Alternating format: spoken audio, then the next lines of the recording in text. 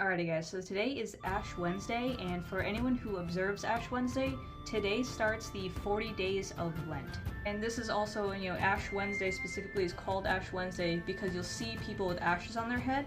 That means that basically we're recognizing that, from dust we come and to dust we will return. That's why people have the ashes on their forehead coming out of church on Ash Wednesday. Now, yesterday was what we call, Mardi Gras or Fat Tuesday or Shrovetide in Slovenia. It's called Pust. I believe in Germany it's Fasching, and that is kind of like the Holy Week leading up to Ash Wednesday, where everyone's going ballistic, eating and drinking and partying and having a great time, because it's kind of like a last hurrah until what is essentially 40 days of state-mandated sadness. If you check my culture and memes playlist, I do have a couple videos about, the kurinti and krofe and all these other kinds of things that are traditionally done around this time.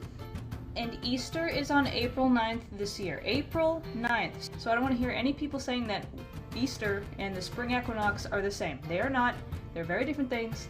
Easter actually more follows the, process of Passover more than it does the spring equinox. But since a lot of the themes line up, it's a great way for converting pagans to take old traditions into a new religion. That's why you see all of these very pagan-looking elements in Easter.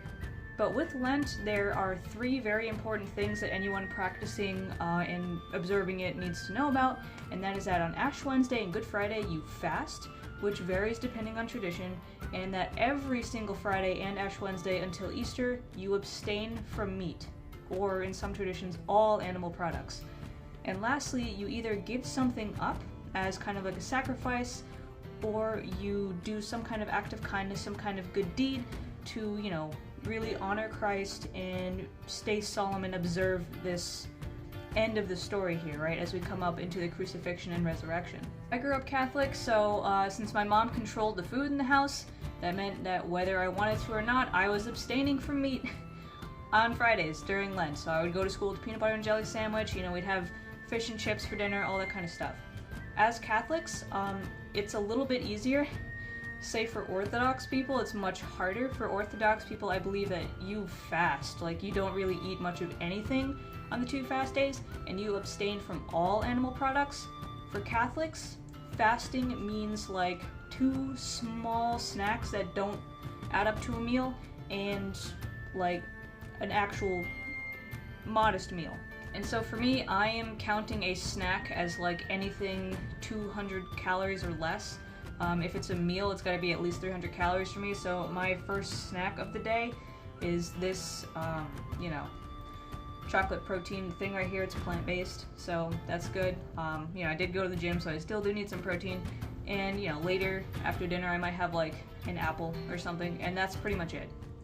There are a lot of reasons to fast that appear in multiple religions, right? Many religions have the concept of fasting as a way of purifying oneself, as a way of showing penitence, as a way of showing mourning, as a way to reflect on, the situation of other people. For instance, say like in Islam, during Ramadan, they don't eat through the whole day and they eat at night. And one of these very important values in Islam is charity, right? So giving to the poor and helping those in need. When you fast all day and you feel that hunger, it reminds you that there are people in the world who they fast 365 and they don't get to feast at the end of the day. It puts you in their shoes and it reminds you to be humble and help other people. And when it comes to meat, we still do include fish and shellfish and dairy, so that's still on the table, and you can still do a lot with that. Like 1 day a week of having like a meatless Friday really isn't that big of a deal.